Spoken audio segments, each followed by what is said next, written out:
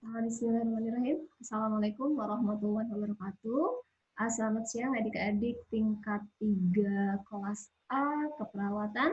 Alhamdulillahirrahmanirrahim. Puji dan syukur kita panjatkan kehadirat Allah Subhanahu wa taala yang mana pada kesempatan kali ini pada pertemuan yang ke-8 mata kuliah metodologi keperawatan kita bertemu kembali. Hari ini kita akan membahas mengenai analisis data, ya. Mengapa data harus dianalisis? Dan juga kita melakukan penelitian, ya. Data itu dikatakan menjadi matang apabila sudah dilakukan analisis data. Jadi tahapannya sesuai dengan prosedur bahwa sebelumnya kemarin hari Kamis kita sudah membahas mengenai data, jenis data. Hari ini setelah data terkumpul kita akan mempelajari mengenai analisis data. Nah, adapun tujuan pembelajaran kita pada hari ini setelah mengikuti perkuliahan, adik-adik diharapkan mampu yang pertama mengolah dan menganalisis data. Jadi nanti bagi adik-adik yang sudah install program SPSS, jadi mohon dibuka SPSS-nya, kita akan belajar bersama mengenai bagaimana cara mengolah dan menganalisis data. Kemudian yang kedua, menjelaskan tujuan analisis data dan tahapannya. Kemudian yang ketiga, menjelaskan tahapan analisis data. Yang keempat, melakukan uji hipotesis. Yang kelima, menentukan uji statistik. Adapun referensi yang digunakan, ini ada beberapa referensi. Sebetulnya untuk Hastono ada tambahan, ya, ada referensi yang terbaru yaitu tahun 2018. Ya. Kemudian untuk Ari Kunto juga 2010, yang terbaru untuk Nur Salam juga 2015. Ya. Nah, jadi dalam suatu penelitian, pengolahan data merupakan salah satu langkah yang sangat penting. Kenapa? Karena disebabkan data yang diperoleh langsung dari penelitian itu masih mentah, ya, belum memberikan informasi apa-apa dan belum siap untuk disajikan. Untuk memperoleh penyajian data sebagai hasil yang berarti dan kesimpulan yang baik, maka diperlukan pengolahan data. Nah, apa yang dimaksud dengan pengolahan data? Ya, pengolahan data merupakan salah satu bagian rangkaian kegiatan penelitian setelah pengumpulan data.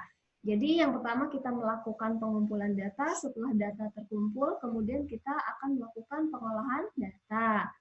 Nah, pengolahan data artinya adalah suatu cara atau proses dalam memperoleh data ringkasan atau angka ringkasan dengan menggunakan cara-cara atau rumus-rumus tertentu.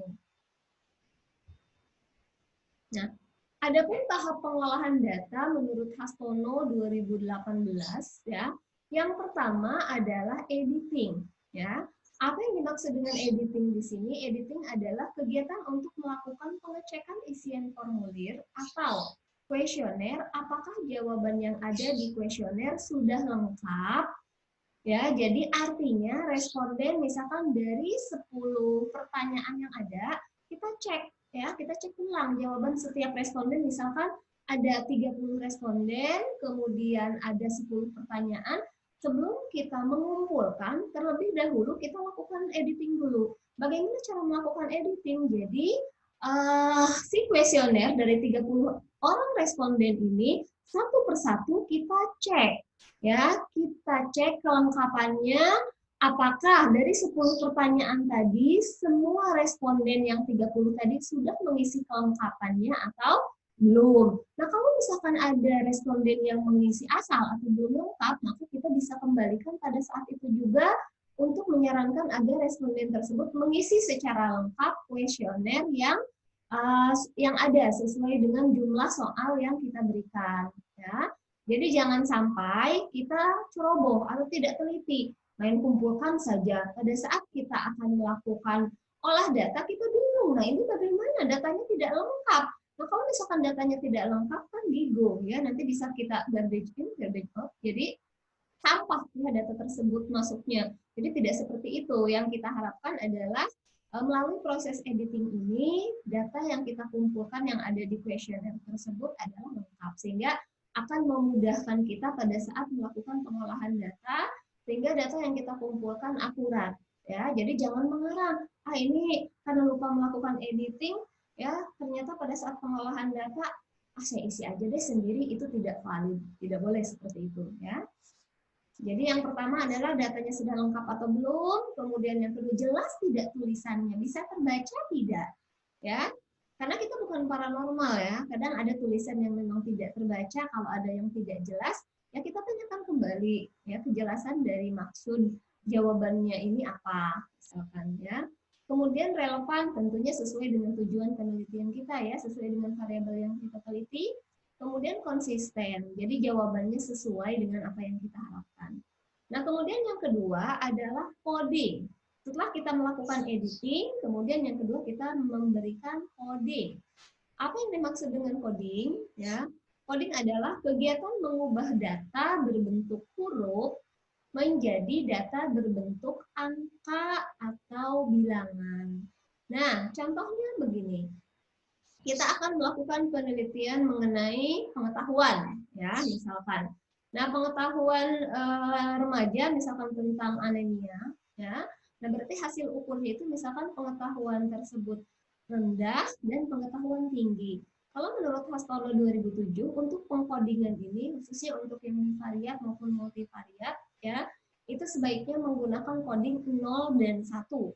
Namun harus konsisten. Ya, jadi coding 0 itu untuk hasil ukur atau variabel misalkan yang dia beresiko, coding 1 itu yang tidak beresiko. Contoh, berarti kalau coding 1 yang beresiko pengetahuannya adalah coding 0 misalkan pengetahuan rendah, coding 1 pengetahuan tinggi. Nah, sedangkan untuk pendidikan misalkan sama dengan coding yang variabel dependen pengetahuan ini. Ya, misalkan faktor yang mempengaruhi pengetahuan adalah pendidikan variabel independennya. Berarti pendidikan kita kategorikan menjadi dua. 0 ya pendidikan rendah, 1 pendidikan tinggi. Nah, kemudian misalkan pekerjaan, 0 kita beri coding tidak bekerja, ya 1 kita beri coding bekerja. Ya, itu contoh dari pembuatan coding. Namun kalau untuk data univariat, ya data univariat tidak 0 dan 1 pun tidak masalah. Misal ya pendidikan kita bagi menjadi 1 SD, 2 SMP, 3 SMA, 4 perguruan tinggi. Nah, itu tidak masalah. Namun ketika kita akan melakukan analisis data menggunakan bivariat maupun multivariat, maka sebaiknya coding tersebut kita rubah menjadi 0 dan 1. Ya. Nah, kemudian setelah kita melakukan coding data, ya, yang ketiga kita akan melakukan processing. Ya, processing di sini artinya pemrosesan data dilakukan dengan cara mengentry data dari kuesioner ke dalam program komputer. Jadi untuk memudahkan, misalkan untuk processing ini dari kuesioner kita masukkan dulu ke dalam Excel, ya. Kenapa? Karena untuk barangkali dibutuhkan untuk bukti master tabel, ya. Kita masukkan dulu ke dalam Excel, nanti setelah kita masukkan ke dalam Excel baru kita masukkan ke dalam program SPSS. Program SPSS yang digunakan tergantung versi yang digunakan berapa, ya. Jadi untuk yang processing ini mungkin apabila respondennya sedikit ini tidak masalah, ya. Namun apabila respondennya ratusan ya sampai dengan ribuan, processing ini atau entry data ini merupakan proses yang lebih melelahkan ya sebetulnya dibandingkan dengan cleaning ya atau dibandingkan dengan pengolahan data karena kita harus ngentri satu persatu ya misal ada 10 variabel independen, satu variabel dependen. Nah, ini satu-satu ya. Ini satu-satu harus kita entry ke dalam komputer. Nah, contoh kalau misalkan ada variabel pengetahuan ya, sebetulnya ini mungkin lebih sulit. Kenapa? Ya tahapannya itu lebih lama dibandingkan dengan variabel lain ya karena misal dari 100 kuesioner pengetahuan ya kita harus koreksi dulu satu persatu. Jadi 10 soal ya setiap responden itu menjawab benar berapa, menjawab salahnya berapa. Nah, setelah kita koreksi, kemudian kita masukkan ke dalam persentase, ya maka hasilnya kita entry ke dalam komputer. Ya, jadi prosesnya seperti itu. Begitupun dengan sikap ya. Kalau untuk pertanyaan sikap, pertanyaan perilaku sama ya. Karena kalau untuk sikap kan biasanya menggunakan skala Likert ya. Skala Likert itu misalkan pernyataan ya, 5 sangat untuk pernyataan yang favorable, 5 itu sangat setuju, kemudian 4 setuju, 3 netral, 2 tidak setuju, 1 sangat tidak setuju. Begitupun dengan pernyataan yang unfavorable dibalik ya, nilai yang paling tinggi nomor 5 itu adalah sangat tidak setuju. Ya, kebalikannya sampai dengan nomor 1 berarti setuju ya. Nah, itu untuk yang processing atau entry data ya. Jadi kita entry, kita masukkan ke komputer satu persatu. Ini prosesnya mungkin memakan waktu lebih lama daripada proses editing dan coding ya. Nah, selanjutnya tahapan yang keempat adalah cleaning. Ya, jadi cleaning ini adalah kegiatan pengecekan kembali data yang sudah di-entry, apakah ada kesalahan atau tidak. Ya, artinya di dalam cleaning ini kita sudah melakukan pengolahan data. Nah, hasil dari olah data ini kita cek satu persatu, takutnya ada missing ya. Di cleaning ini adalah proses pembersihan untuk melihat adanya kesalahan atau tidak. Nah, cara meng-cleaning data menurut Hastono 2018 sebetulnya ada kurang lebih 4 cara. Ya, yang pertama, bagaimana cara mengetahui missing data? Ya, apakah ada missing atau tidak? Apakah ada kesalahan atau tidak? Ya, biasanya di output SPSS itu ada, kalau misalkan ada missing, ada tulisan missing 0, kalau misalkan tidak ada, kalau ada berarti missing misalkan 1, 2, dan sebagainya. Tergantung dari jenis kesalahannya. Nah, di sini ada 2 contoh untuk tabel ya. Tabel 1 jenis kelamin laki-laki perempuan, jumlah laki-laki 40, perempuan 60 sehingga totalnya 100. Nah, kemudian tabel kedua jenis pendidikan pasien SD 40, SMP 10, SMU 30, PT 15. Totalnya adalah 100. Ya. Harusnya, mohon maaf ini harusnya 100, namun ketika dijumlahkan 40 tambah 10 adalah 50, 50 tambah 30 adalah 80, 80 tambah 15, 95. Mohon maaf ini saya salah ketik, ini harusnya 95 ya. Jadi dari kedua tabel di atas memperlihatkan bahwa tabel jenis kelamin tidak ada yang missing. Jadi ini sudah benar 100 ya, kecuali tabel pendidikan pasien. Ya, tabel pendidikan pasien ada 5 pasien yang missing. Ya, karena ini jumlahnya hanya 95. Berarti pertanyaannya yang 5 kemana ya? Berarti belum kemasukin. Ya, kita cek ulang kenapa bisa terjadi missing. Ini harusnya jawabannya 100, ini kenapa hanya ada 95. Jadi seperti itu ya cara ngecek missing datanya. Kemudian yang kedua, mengetahui variasi data. Ya, di sini ada tabel 3 jenis pendidikan pasien. Pendidikan yang kita pakai coding. Coding 1 sama dengan 40, coding 2 30, 3 20, 4 6, 7 4. Nah, dari tabel 3 di atas jumlah soal sudah benar. Ya, 100, namun terlihat ada data yang salah, yaitu munculnya kode pendidikan angka 7 yang berjumlah 4 pasien. Seharusnya variabel pendidikan variasi angkanya hanya dengan 1 sampai dengan 4. 1 SD, 2 SMP, 3 SMA, 4 perguruan tinggi. Nah, 7 dari mana? Ya, kemungkinan ini kita salah coding ya, kita salah ngisi, harusnya tidak diisi, kita isi seperti itu ya. Nah, kemudian mengetahui konsistensi data. Jadi di sini ada tabel silang ya. Tabel 4 keikutsertaan KB. Jadi untuk yang keikutsertaan KB, mohon maaf ini bukan jenis kelamin harusnya ya. Keikutsertaan KB di sini ya ada 20, tidak ada 80, total 100. Sedangkan tabel 5 jenis alat kontrasepsi yang dipakai, mohon maaf ini masih pendidikan ya. Jenis alat kontrasepsi yang dipakai itu suntik 5, pil 5, kondom 4, IUD 10 ya. Jadi totalnya ada sebanyak 24. Nah, dari tabel 4 dan 5 terlihat ada ketidakkonsistenan antara jumlah peserta KB. Di sini kan yang ikut peserta KB ada 20 ya. Dengan total jenis alat kontrasepsi yang dipakai 24 orang. Ya, seharusnya pada tiap baris total jenis alat kontrasepsi jumlahnya sama, yaitu 20, sehingga ini ada missing 4 ya. Kita tidak tahu nih angka 4 ini dari mana. Ini yang harus kita koreksi. Nah, kemudian tabel 6 membuat tabel silang variabel umur dan jumlah anak. Nah, keterangan ini bisa kita lihat untuk angka 2 yang ada kalinya ini ya, kali sama dengan ada 2 responden dengan umur 15 tahun dan anaknya ada 10 orang. Tidak mungkin kan anak umur 15 tahun sudah mempunyai anak 10, ya, berarti ada kesalahan pada saat kita entry data. Cek ulang. Nah, selanjutnya adalah analisis data. Analisis data ini merupakan kegiatan yang sangat penting dalam suatu penelitian, karena dengan analisislah data dapat mempunyai arti atau makna yang dapat berguna untuk memecahkan masalah penelitian.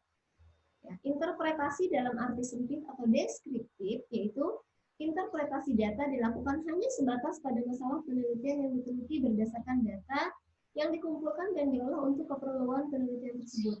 Sedangkan dalam arti luas atau analitik, interpretasi guna mencari makna data hasil penelitian dengan jalan kita tidak hanya menjelaskan atau menganalisis data hasil penelitian tersebut, tetapi juga melakukan inferensi atau generalisasi dari data yang diperoleh dengan teori-teori yang relevan dengan hasil penelitian tersebut. Nah, tujuan dan kedalaman analisis data ada 4. Yang pertama adalah untuk memperoleh gambaran atau deskripsi masing-masing dari variabel. Ya, kemudian yang kedua, membandingkan dan menguji teori atau konsep dengan informasi yang ditemukan. Yang ketiga, menemukan adanya konsep baru dari data yang dikumpulkan. Yang keempat, mencari penjelasan apakah konsep baru yang diuji berlaku umum atau hanya berlaku pada kondisi tertentu. Nah, seberapa jauh analisis suatu penelitian akan dilakukan tergantung dari 4 hal, ya. Yang pertama adalah jenis penelitian. Jadi, jika ingin mengetahui bagaimana pada umumnya atau secara rata-rata pendapat masyarakat suatu hal tertentu, maka pengumpulan data dilakukan melalui survei, ya, survei secara langsung ke lapangan atau ke masyarakat. Ya, dari kasus ini maka dapat dilakukan analisis data dengan pendekatan kuantitatif, ya. Namun, bila kita menginginkan untuk mendapatkan pendapat atau gambaran yang mendalam tentang suatu fenomena, maka data dapat dikumpulkan dengan fokus grup diskusi atau FGD atau dengan observasi. Maka analisisnya menggunakan pendekatan analisis kualitatif, ya. Nah, kemudian yang kedua adalah jenis sampel. Ya, analisis sangat tergantung pada jenis sampel yang dibandingkan. Apakah kedua sampel itu independen atau dependen? Misal, ya, survei untuk mengetahui apakah ada perbedaan berat badan bayi antara bayi-bayi yang dilahirkan dari ibu perokok dengan bayi-bayi yang dilahirkan dari ibu yang bukan perokok. Di sini berarti kelompok ibu perokok pada kelompok ibu bukan perokok bersifat independen. Ya, sedangkan untuk penelitian eksperimen yang sifatnya pre dan post atau sebelum dan sesudah adanya perlakuan tertentu, ya, dilakukan pengukuran. Maka uji yang digunakan adalah uji statistik untuk data yang dependen. Ya, nah, yang ketiga adalah jenis data atau variabel. Data dengan jenis kategori berbeda cara analisisnya dengan data jenis numerik. Ya, nanti di slide berikutnya ada uji statistik yang cocok untuk data kategorik dengan data numerik apa saja, nanti akan kita bahas, ya. Jadi beberapa pengukuran atau uji statistik hanya cocok untuk jenis data tertentu, ya. Sebagai contoh, nilai proporsi atau persentase atau pada analisis univariat, ya, biasanya cocok untuk menjelaskan data berjenis kategori. Kemudian yang keempat adalah asumsi kenormalan distribusi data. Jenis analisis yang akan dilakukan itu sangat tergantung dari bentuk distribusi datanya. Ya, bila distribusi datanya tidak normal, maka sebaiknya digunakan prosedur uji statistik non-parametrik. Namun, bila asumsi kenormalan dapat dipenuhi, maka dapat digunakan uji statistik parametrik, yaitu menurut Sutanto Priyohastono 2018. Ya, ini tahapan analisis data, ya. Analisis data ada 3. Yang pertama adalah analisis univariat atau analisis deskriptif.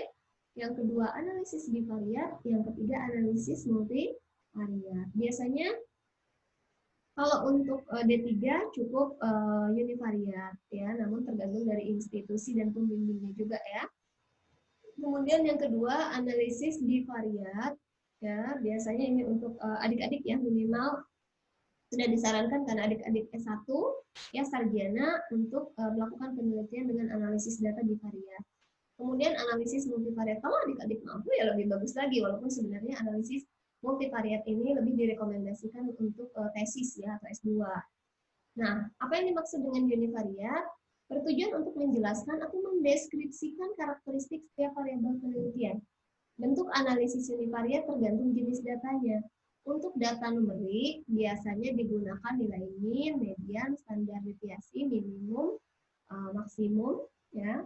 Pada umumnya, dalam analisis ini hanya menghasilkan distribusi frekuensi dan persentase dari tiap variabel saja. Nanti ada contohnya ya untuk yang univariat seperti apa, bivariat seperti apa, dan multivariat seperti apa. Sedangkan bivariat dilakukan terhadap dua variabel yang diduga berhubungan atau berkorelasi. Analisis bivariat hanya akan menghasilkan hubungan antara dua variabel yang bersangkutan, yaitu variabel independen dan dependen. Yang sedangkan multivariat untuk mengetahui hubungan lebih dari satu variabel independen, ya, dengan tetap satu variabel dependen. Uji statistik yang digunakan biasanya regresi berganda atau multiple regression. Ya, ini contoh ya yang saya sampaikan tadi. Ini contoh untuk uji statistik deskriptif ya atau univariat. Ya. Ini menggunakan diagram pie, bisa menggunakan diagram pie, bisa menggunakan tabel. Ya. Nah, karena ini misalkan datanya adalah ada data numerik, ya. Dari 77 responden yang diteliti didapatkan rata-rata HB responden adalah 11,7%. Jadi ingat ya, untuk data univariat atau data numerik ini hanya bisa diolah, hanya bisa dicari nilai min, median kalau datanya berbentuk numerik, kalau kategorik tidak bisa. Contoh ini kadar HB 11, 12, 10 dan sebagainya itu data numerik. Sedangkan kalau sudah menjadi kategorik berarti anemia dan tidak anemia. Contohnya seperti itu. Nah, ini rumus untuk teknik analisis data univariat. Ya. Oke, cara menilai pengetahuan menurut Arifurta 2006 ada 3, ada baik, ada cukup, ada kurang. Ya, di sini ada nilainya. Sedangkan menurut Salam 2008 juga ada 3, tingkat pengetahuan baik, kemudian tingkat pengetahuan cukup, dan tingkat pengetahuan kurang. Di sini ada angkanya, ini sudah mutlak ya. Nah, ini contoh univariat yang data kategorik. Kalau tadi contoh univariat yang data numerik.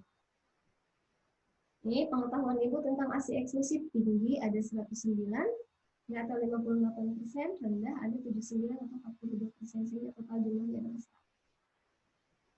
Jadi dari hasil contoh tabel univariat ini, paling banyak responden memiliki pengetahuan tentang ASI eksklusif adalah tinggi, yaitu sebesar 109 atau 58%.